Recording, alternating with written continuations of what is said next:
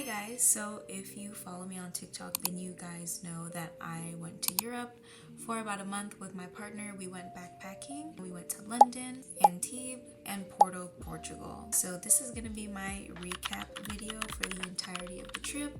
I'm gonna be talking about 4 main points, which is location, safety, transportation, and food. I guess there is another category for like things that I wish we did, or if we ever come back, things that I want to do. We didn't really know how big London actually is, and so we decided to stay at an Airbnb in Whetstone. So from the airport to Whetstone, it was about an hour drive, and it was pretty scenic. I mean, it was just a lot of land, but it was very cute.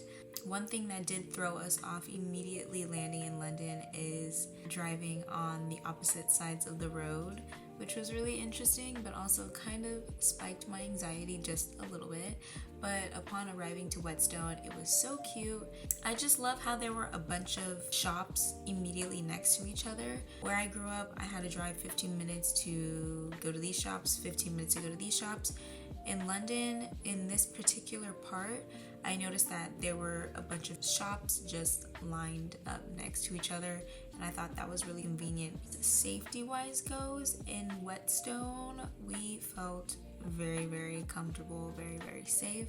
I think the latest that we were out was maybe 11 o'clock. We felt pretty safe. It was really walkable, and that's kind of what we were shooting for when it came to picking Airbnbs. The only downside from the location is that it was too far from where we actually wanted to be, so like central London, kind of in the mix of everything, but we found pretty quickly that we had to take an hour, maybe an hour and a half to get from Whetstone to anything that we wanted to do.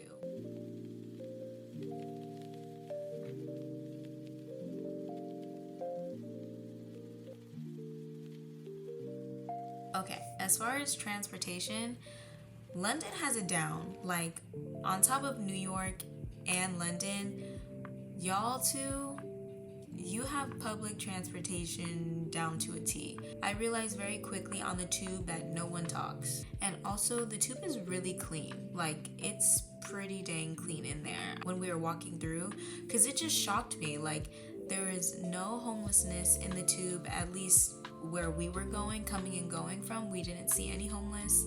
And also, it was very easy to navigate because of the signs everywhere. Sometimes when I'm in New York, it'll say go this way, and then I'll go that way, and then there will be no signs. Food in London, looking at this trip as a whole, I thought that my favorite eats would be in Antibes or Portugal. They were in London. I loved London food. It was really diverse. We got Indian food, and then we ended up eating at a French restaurant before going to See Les Mis. The food options in London were really good. While we were in London, we also went to York. We spent about a day in York only because we were specifically going for just the game, to go see the Rugby World Cup, and that's because my girlfriend's teammate that she used to play rugby with is on the women's USA team. And so we got to go see her play. I got to meet her for the first time. It was amazing. This is like Elite World Cup, and I had the best freaking time.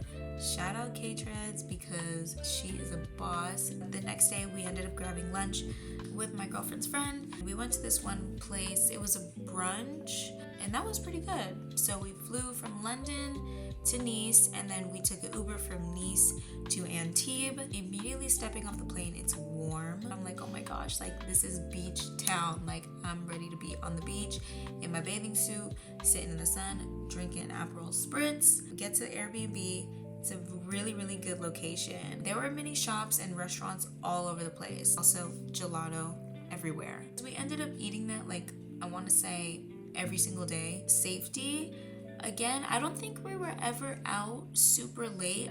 I felt pretty safe in Antibes. Obviously knew that we were American. When I would try, I would say, oh, thank you, like, merci. And they'd be like, you're welcome.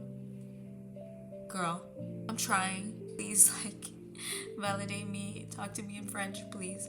Transportation, we were walking everywhere. We were walking probably over 10K steps every single day. It was beautiful. It was amazing. And I do believe that the best way to explore and learn about a city is on foot. It was gorgeous. I mean, anywhere we went, the architecture of all of the buildings was just so beautiful. It was different than anything that I've ever seen before. And I miss the sunsets and the beaches and everything. Food in Antibes. I'm not gonna lie to you guys. I don't know if it's the American in me. They don't got no seasonings out there. Like, they didn't even have salt and pepper on the table. And I want to say almost everything that we were eating was pizza. The pros of the food is that they were not super processed. It was not greasy. It was fresh. I believe that that's what cleared up my skin a lot. I was going through a breakout, and then I went on this trip, and like, it's the clearest that it's ever been, because they don't have a lot of processed foods.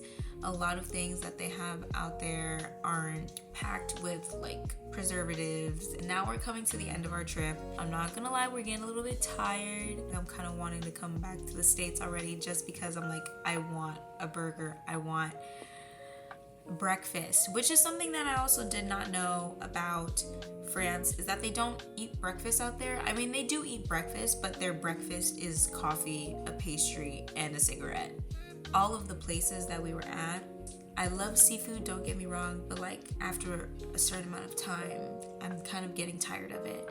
I believe in Porto we stayed 5 days. We actually ended up just getting a hotel because of where our Airbnb was located. When we arrived to our Airbnb, our driver was like, you guys should not be here. Like, this is not a safe area for you guys to stay in. We were like, let's just get inside because the sun is about to set in 15 minutes and we need to be somewhere safe before it's dark outside. So now we're walking down this very steep hill. It's looking like a rough neighborhood. There's windows that are blown out. It just didn't feel safe. We didn't even end up staying in that Airbnb. We got there, found a hotel, walked to that hotel before dark, and we were able to get a room for the duration of our trip. I'll say this in regards to safety. If you stay on the main and busy streets, you are fine. A quick turn into an alley or anything, you can find yourself in like a rough part of a neighborhood. Transportation, again, we walked everywhere. The hills in Portugal are insane. I think that was probably the most that I've ever walked in my life. I think the only thing that we really got the chance to do was a wine tour, and we went to the Douro Valley and we had port wine, and it was so amazing. We met so many amazing people. I think we went to 2 wineries, and then we went and we had lunch with our group. It was like a family feast. I kind of was living for it. Mind you, the alcohol did not stop once we got to the winery. The drive there, super scenic. Pedro, who is our tour guide, shout out Pedro, UNG, like I hope you guys are doing really well. Went to lunch, thought we were gonna have a little bit of a break. No, they're serving us like jugs of wine still. And we went on a boat, wine didn't stop. It was fantastic. I'm already like, where are we going next? Even though I have to financially recover from this trip. There were some bumps in the road, but that did not stop us from having a good time. Hopefully, I think I covered pretty much everything. London, I didn't say what we wanted to do next time, because I know that we do want to go back to London. Where we want to go and probably stay is Hyde Park. We also just really like the vibe out there. It was beautiful. People dress very nice in London. It's very different than like New York. New York is like streetwear, and London is like chic business attire, I guess. All I know is that girls were coming out with hair blown out, outfits on, jewelry on to the nines, and I was shook. So I think out of every place, I would probably go back to London. But yeah, I'm very happy to be home. Very happy that I got to experience that. That was like a once in a lifetime trip. I took some pictures on film that I have yet to develop, and I can post on Instagram. If you want to check those out, you can follow me on my socials. I would love to have you guys there, and I love having you guys here. So thank you. Bye.